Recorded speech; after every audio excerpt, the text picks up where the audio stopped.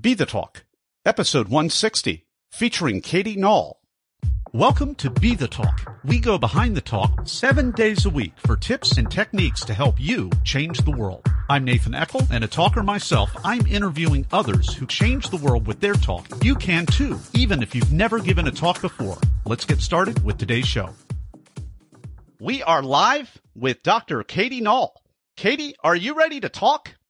I am so ready to talk and to be the talk for you, Nathan. Dr. Katie Nall is a certified practitioner in emotional freedom technique, EFT, or otherwise known as tapping. Dr. Nall discovered this solution to help her students with fear, worry, and anxiety about college-level math classes while she herself was earning her Ph.D. in mathematics education from Florida Institute of Technology. Dr. Nall, welcome to the talk. Oh, Nathan, it's such an honor, and I'm so thrilled to be selected to talk with you. Well, and I, you step forward. I appreciate that. And it's because you gave an outstanding TEDx Ocala talk, which is called A Technique to Eliminate Math Anxiety. So please take us behind the talk. But before you do, in my own defense, I want you to know that my favorite Muppet on Sesame Street was the Count, just so you know. Yeah, mine too, right? Oh, Nathan, I love the Count. Well, what I found, Nathan, is that not everybody enjoys math like I do. I mean, math is beautiful. It's just filled with patterns and algorithms, and it's within us every day in art, in nature, and in music, everywhere. Not everybody agrees, sadly. Not only do they not agree, but they don't want to learn math, which I could never figure it out. But it turns out that they don't want to learn math because someone sometime told them one or two things, and sometimes both. That math was difficult and that they couldn't learn it. And what I wanted to find out is a way to help them overcome that so that they could learn math, especially the college students. A lot of them need math to graduate. And these were students who did great in every other subject, but it came to math and they didn't want to have anything to do with it. So I looked and looked and looked, couldn't find anything until I found my way into tapping about 8 years ago. And when I started tapping and trying this out on students, the students came back and said, oh my gosh, I can't believe it. I've never done so well in math. So now I work with college students, high school students, parents, adults who are trying to overcome fears and anxieties about math and other things in general. Katie, if you can just introduce us, in case there's some people, I know there are a few people that aren't actually familiar with tapping. So can you take about 20 seconds, just give us a really bird's eye view on what it is and why it works? Well, I would like to tell you why it works, but because I don't know how my car works or how the internet works, I'm not quite sure how tapping works either. Okay. However, it is based on the traditional Chinese medicine version of meridians that are flowing through our body. And it's based on the fact that there are blockages in our energy systems that causes adverse reactions. So the tapping itself is a pretty easy technique. You start with the top of the head and the crown of the head, and then on the edge of your eyebrow. You can use your right hand or your left hand or either hand, Nathan. And then on the side of the eye, and then under the eye, under the nose, under the lips, and then on your chest. And you can use one hand if you spread out, and then about 4 inches under your arm. And you do this while you're repeating certain phrases. Nathan, I got to tell you a quick story. So my husband was my first guinea pig on tapping. And I said, okay, so what's your most negative emotion? He got so mad, Nathan. He's like, for 35 years, you've been telling me to be positive, and now you want me to tell you to be negative? And I said, being positive has not worked out. Let's try this negative. Have a little purging there, getting real. That's exactly right. Yeah. My word. So, yeah, you start saying the negative because, if you don't say it, it's like just gets pushed down and pushed down. And so saying the negative while you're doing the tapping with a couple of other key phrases, then it eliminates it and it breaks up that blockage so that you can actually concentrate on things like math. I have a little example that I use sometimes where we have energy. I don't know if you can see this, but when I connect this, it makes a sound and it makes a light. And when I disconnect it, my body's not conducting energy. And that's kind of the way the blockages go in our body. Okay, so I got to unpack that because this is an audio podcast. I'm going to try to back up and describe what you just did, and I'm not really sure what it was. So you're holding up a tube, a colorful tube, and I think the idea is when the energy circuit is closed, it makes that wonderful sound that we're hearing, right? And the lights light up as well. Okay. So the point of it is that our bodies do conduct energy, and that the way you can tell it is through this little energy stick. Okay. Well, I learned about that principle at my favorite museum as a kid here in Philadelphia. It's called the Franklin Institute. And there are all kinds of little energy circuit connectors that you can do like that. But I've never seen whatever that happy, magic, colorful wand stick was that you just pulled out there. Hey, everybody, Talk Universe, I'm going to have to put a link. I've never done this before. I'm going to have to put a link to our YouTube, hosted, Facebook Live in case you want to see what that thing actually looked like. Fair enough? That sounds great. That sounds great. Well, and I must say this and you couldn't hear this or you couldn't see this or hear this because I didn't whack myself loud enough I was doing the tapping along with Katie. So I was doing the tapping and it actually feels very nice. I think I might have just found a really nice mindful practice when I'm interviewing people on or off videos. So, go figure. So, and it does help people relax. Well, you'll see me driving around town when you're down in South Florida, and I'm that person that pulls out right in front of you. Yep. Well, I've got my hand up on my head. And another hand on the steering wheel, and I'm tapping on my eyebrow and on the side of my eye all the way through so I can kind of bring my emotions back under control. And that's the whole purpose. There you go, Talk Universe. Instead of sticking a couple of fingers in the air and not tapping anything, and certainly like a pinky finger or maybe a pointer finger is what I would be referring to there. You can be tapping yourself and calming down and just saving your own power and your own energy. We're keeping it real with Dr. Katie Nall. And actually, in a moment, we're going to be back with her, and we are going to enter into the Blitz round. Can't wait. People ask, how could I start a 7-day-a-week podcast? It's because of what I've learned from my mentors. Some of the best mentors in history aren't around anymore. They've left hours of one-on-one mentoring behind in their books. Each month at Classics on Tap, I record a new chapter from a classic business book to help you make a difference. Download your first chapter at classicsontap.com. And we're back with Katie Nall. It is time for the Blitz Round. This is the part of the show where I ask Katie Nall a couple of either or questions related to the preparation and the performance of her recent TEDx Ocala talk. Katie, are you ready? I'm ready, Nathan. Bring it on. All right, we're going to bring it on. Question number 1, were you selected to speak or did you apply? I was selected. It was a competitive process, and I had to present a video. And the video that I presented was way different than the actual talk that I gave, which I was kind of surprised. But I had coaches along the way that helped me with that. Oh, that's very, so, tell us a little bit more. So you submitted one video and they told you to talk about a totally different topic? Well, actually, the one video was about tapping, but it was from a different perspective. And so once I just was selected, and I was honored because it was very competitive. In fact, Nathan, a friend of mine and I both applied at the same time. And I thought, oh, my gosh, I hope both of us get it because what am I going to do, right? Oh, yeah, that's a tough one. Oh, that was tough. Oh. But we both got it. And all right. So it was great because we were able to bounce ideas off of one another, which was very, very helpful. But once I gave after I gave the promotional video, which was a 2-minute short video, and then I filled out a very detailed form, I had to wait a few weeks, and then I got the invitation, which I was thrilled with. And then the work began. And I thought, oh my gosh, what did I do, Nathan? Yeah, welcome to the club. Exactly. And welcome Talk Universe to the club very soon. So here's my next question. Are you a memorizer, an improviser, or a blender? Yes, I'm a blender. I did have an excellent talk, pieces of which you will see on my TEDx video. All in the wrong order. Oh.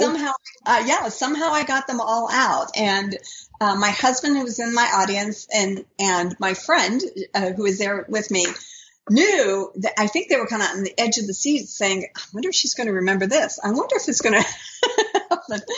But it all came out very well. And for people who didn't know what the original talk was about, you wouldn't be able to tell.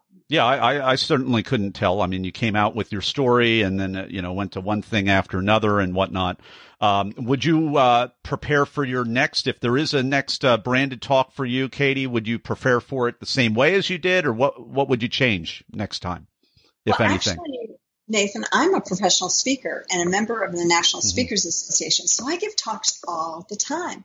But, a TEDx talk was totally different. And I do usually get an outline of what I want to present, and I make sure I weave in my stories. I make sure I have the correct data, and I just put them in the right place. So I'd probably do about the same thing. Okay. Well, and you walked out there and it's a performance. So did you have nerves, or were you in the zone, or neither, or both? I actually didn't think I had any nerves because, of course, I've been tapping all day, right? Oh, yeah. You're gonna tap, tap, tap. This is the tapper I'm talking to. I was tapping all day long, and I didn't think I had any nerves until I got all finished. And as soon as I got off stage, the people in the front row saw the soles of my feet as I fell over, just out of complete panic and exhaustion. And of course, they're trying to get the mic off of me for the next speaker. So people are grabbing around and throwing my clothes around just to get the mic off of me. All right. We're walking this back, Talk Universe. Okay. So you did, this is a first. Okay. There are always, occasional firsts. Yeah. As we're, I think we should be probably north of 150 talks and episodes released by the time this one comes out. This is a first. Okay, this is a first. So did I hear that correct? So you went out, you've been tapping, it works. You give the entire talk, and then you turn around and walk off stage to give the next person their shot, and then the nerves kick in and they knock you over. I shouldn't be laughing. That's not nice to laugh. It's not nice to laugh. No, it was hysterical, Nathan. It was absolutely hysterical. And the people in the front row could see the bottoms of my feet. So when they came around to talk to me, the first question was, oh my gosh, are you okay? I'm like, of course I'm okay. What are you talking about? All right. I've got to dig in some more. So, I mean, was it like did it just your knees buckle, or is that what happened? Okay. Yeah. My knees buckled. I fell over, and I didn't even think about the microphone, right? And so I had a little jacket on. So they're peeling the jacket off, trying to dig into my dress. They bring the jaws of life out while they were at it. To get the microphone out so that the next person could get mic'd up. And I'm like, okay, I'm fine now. Oh my gosh. Well, hey, car talk listeners. Oh, is this? I'm switching shows here. This is Be the Talk, not NPR's old car talk, but we're having a really good time at Dr. Katie's expense here. Oh my gosh. I love this because that is what you feel normally when it comes on you. You have knocky knees, but you stymied off the willies until it was over, and then it came after you. Like a bad case of food poisoning or something, right at the boom, right at the end. I've never heard of this before. Yeah, me neither. Oh my gosh, yeah, as my husband says, I don't do anything the easy way, so Well, congratulations on that. I mean, the tapping works, folks. I mean that's what I'm taking from this. Next time I have a panic attack, I'm gonna just start tapping and then get into a nice safe place after, and then stop tapping and lay down and wait for it to come and get me. Oh my word. Okay. Other than tapping, what's a tip, technique, or a tool that helped you? There's a great book called Made to Stick by Chip Heath and Dan Heath. Yeah, great book. fabulous principles here. So for you TEDx, those want to be TEDx speakers, I would suggest you run right out and get this book. It's called Made to Stick, and you'll find it because it's an orange cover with actually duct tape on the front of it. The subtitle is Why Some Ideas Survive and Others Die. Fabulous book. Absolutely. Last question for you, Katie. This is the cut for time question. So what was the most painful part that you had to cut out of your talk? Oh, gosh. Truthfully, Nathan, I had too much stuff to cut out because I really wanted people to understand so much more about tapping. And because you only have 12 minutes, I had to abbreviate everything. And I'll tell you, one of the things that was really painful is that tapping, like so many other things, can be good, and it can also have a negative effect. And I wasn't able to add in so much about be careful about using tapping when you're trying to work with traumatic events, because you can go right back into that trauma. And that's something that a lot of people are not aware of. So it's a kind of almost like a subconscious thing when you are tapping, and that can trigger things. I'm sorry. You know, I'm going to ask whether falling over when you're exiting an amazing TEDx talk that you completely crushed, does that qualify for you, or is that something else? That probably could be. So actually, just to be really clear about that. So what context, give me a context in which we should be careful about that, just so that we're a little bit more aware and mindful. In terms of the tapping. Yeah. I would suggest that if people want to use tapping for small anxieties, for phobias, for, getting through traffic, tapping's fabulous.